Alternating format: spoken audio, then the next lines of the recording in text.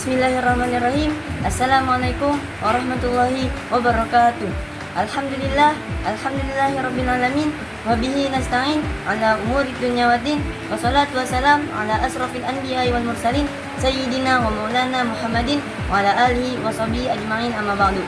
Pertama-tama, marilah kita panjatkan puja dan puji syukur kita kepada Allah Subhanahu wa taala yang telah memberikan kita segala nikmat-nikmatnya, yakni nikmat Islam, nikmat iman, nikmat sehat, serta nikmat hidup, sehingga kita dapat merasakan hidup pada bulan Ramadan ini. Yang kedua, marilah kita panjatkan salawat serta salam kepada baginda besar kita, Nabi besar Muhammad SAW, serta para keluarga, sahabat dan kerabat-kerabatnya yang telah membawakan kita perubahan zaman dari zaman jahiliyah menuju zaman Islamiyah. Sahabat-sahabatku sekalian, perlu kita ketahui bahwa kita telah memasuki bulan Ramadan, bulan yang penuh kemuliaan, bulan yang penuh pengampunan, dan pada bulan inilah mukjizat terbesar Nabi Muhammad SAW Allah berikan, yaitu kitab suci umat Islam, yakni Al-Quran. Berdirinya saya di sini adalah untuk menjelaskan peranan-peranan penting Al-Quran sebagai untuk kita hidup, yang terdapat dalam surah Al-Baqarah ayat 185 yang berbunyi Bismillahirrahmanirrahim. Syahrul Ramadan alladzi unzila fihi al-Qur'an hudan lin-nasi wa bayyinatin minal huda wal furqan. Peranan penting Al-Quran yang pertama adalah Al-Quran hudan lin-nas. Al-Quran sebagai petunjuk untuk manusia. Al-Quran adalah petunjuk untuk kita. Al-Quran bagaikan pelita yang menerangi kehidupan kita dan menunjukkan jalan kebenaran. Umpamanya, dalam Al-Quran kita ditunjukkan untuk berpuasa agar kita bertakwa. Ya ayyuhalladzina amanu kutiba alaikumus syiyamu kama kutiba alal ladzina min qablikum la'allakum tattaqun. Al-Baqarah ayat 183. Dengan Al-Quran inilah kita ditunjukkan untuk berpuasa agar kita bertakwa. Dan peranan yang kedua dalam Al-Quran surah Al-Baqarah ayat 183 ini adalah wabayyinatin minal huda, penjelasan-penjelasan dari petunjuk.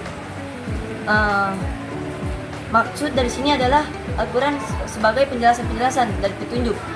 Umpamanya, jika petunjuk ayat tadi menunjukkan kita untuk berpuasa agar kita bertakwa, maka kita belum mengetahui secara jelas kapan kita berpuasa, bagaimana kita berpuasa, bagaimana jika kita tidak berpuasa. Maka dari itu Al-Quran juga menjelaskannya. Bismillahirrahmanirrahim. Fama syahida minkum asy-syahra falyasum wa ma kana maridan aw ala safarin fa'iddatun min ayyamin ukhra. Barang siapa yang menyaksikan pada bulan itu, maka berpuasalah ia. Pada bulan itu adalah bulan Ramadan. Dan barang siapa sakit atau dalam perjalanan sehingga ia tidak berpuasa, maka ia wajib menggantinya sebanyak hari yang ia tinggalkan. Al-Quran yang berisi penjelasan dari petunjuk itu. Dan peranan Al-Quran yang ketiga adalah wal furqan, pembeda. Al-Quran adalah pembeda. Al-Quran adalah pembeda antara yang benar dan antara yang salah. Pada umumnya, manusia dapat berpikir sendiri dengan akalnya mengenai suatu permasalahan antara yang benar ataupun yang salah. Akan tetapi, manusia juga akan merasa ragu atau kurang yakin dalam suatu permasalahan antara yang benar dan yang salah. Maka dari itu, Allah menjadikan Al-Quran ini sebagai pembeda antara yang benar dan antara yang salah. Umpamanya, dalam doa keselamatan, manusia pasti akan memilih sesuatu yang mudah daripada yang susah. Maka dari itu, Allah menceritakan dalam Al-Quran, ada manusia yang hanya berdoa Rabbana atina fid dunya, ya Tuhan kami, berilah kami kebaikan di dunia. Maka Allah menjawab wa ma lahu fil akhirati min khalaq, dan ia tidak akan mendapatkan bagian apapun di akhirat. Maksudnya, ia tidak akan memperoleh bagian amal yang telah ia kerjakan di dunia untuk penolong ia di akhirat. Al-Baqarah surat Al-Baqarah ayat 200. Dan pada masa itu ada juga manusia yang berdoa Rabbana atina fid dunya hasanah wa fil akhirati hasanah wa qina adzabannar, yang artinya ya Tuhan kami, berilah kami kebaikan di dunia dan di akhirat. Maka orang yang berdoa seperti itulah orang yang akan memperoleh bagian amal yang telah ia kerjakannya di dunia untuk menjadi penolong di akhirat. Maka dari sinilah dari Al-Quran lah kita mengetahui mana yang benar dan yang mana yang salah. Kita mengetahui bahwa doa keselamatan itu tidak boleh hanya untuk dunia saja, karena kehidupan dunia hanyalah kehidupan sementara, sedangkan kehidupan di akhirat adalah kehidupan untuk selamanya.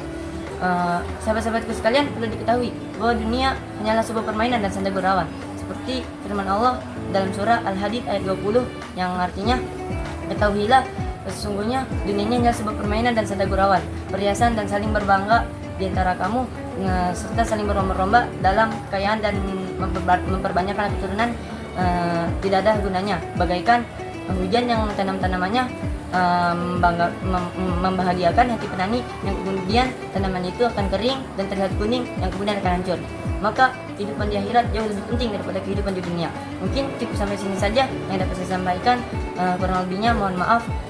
Semoga kita dapat mengambil manfaat dari yang saya sampaikan tadi, yaitu peranan Al-Quran. Ada 3, yaitu sebagai petunjuk manusia, sebagai penjelasan dari petunjuk itu, dan sebagai pembeda.